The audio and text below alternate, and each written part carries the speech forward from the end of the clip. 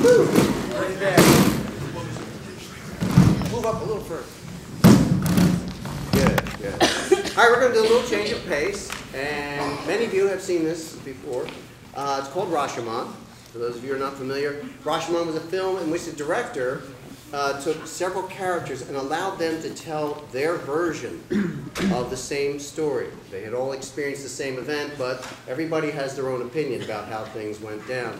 So could we have a suggestion of a catastrophic event? Situation. A nuclear explosion! All right. There's only a couple ways. Whoa, that's going way up there. Okay, nuclear explosion, ladies and gentlemen. We take you to 3 people who experienced the same event, Rashomon.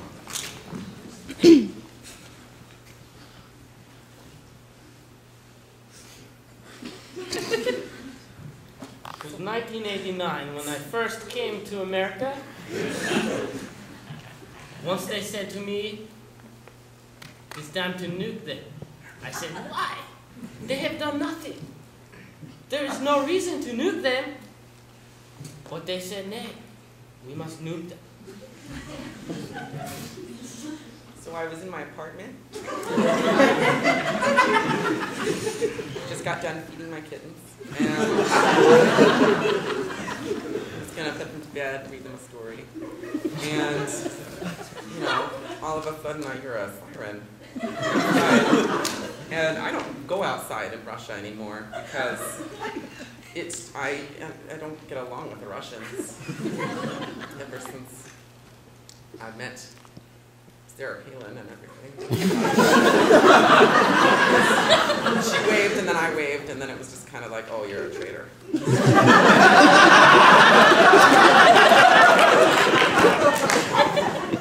I was just minding my own business. I was in this plane. I don't know where I was going. And then the plane started.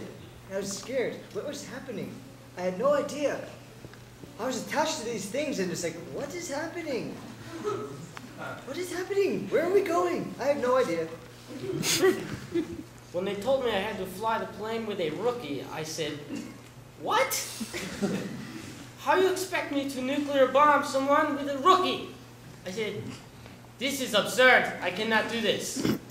I have many, many complicated devices that need intricate fingers. And rookies do not have intricate fingers. They have rookie fingers!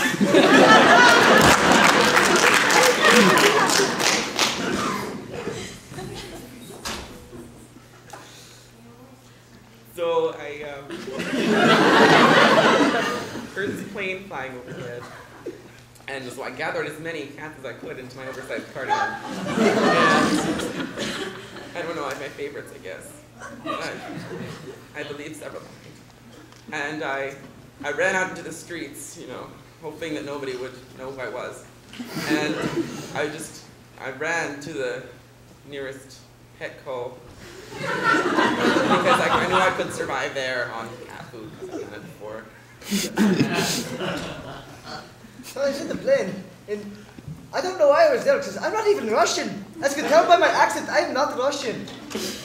So this guy was yelling at me, and I was like, I don't understand you because you're speaking Russian, and I am not Russian. And he just kept yelling at me. I was like, okay, I'll press this button if you want. And he kept yelling at me more. I was scared, and I did not know what to do.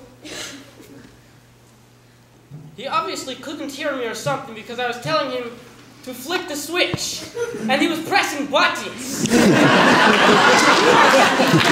I was devastated. He was dropping things out of the plane that was not supposed to be dropped. He was doing stuff that not even my mother would do to me when I was young.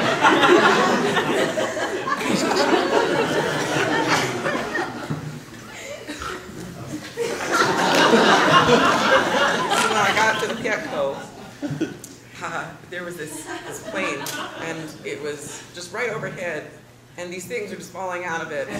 Random just boxes and people. It was, I don't know, then there was this little smoke coming out of the plane. I don't know what was going on. Luckily, I was at Petco, so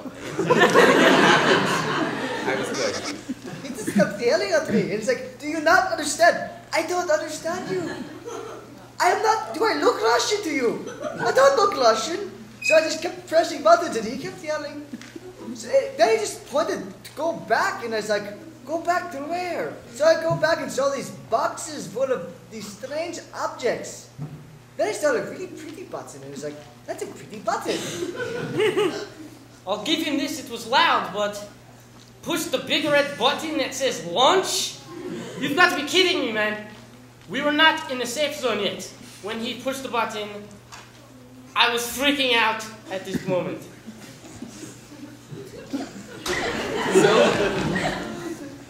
So I was in Petco. I just opened a new can of the Purina cat chow for the medium cats. Thank you!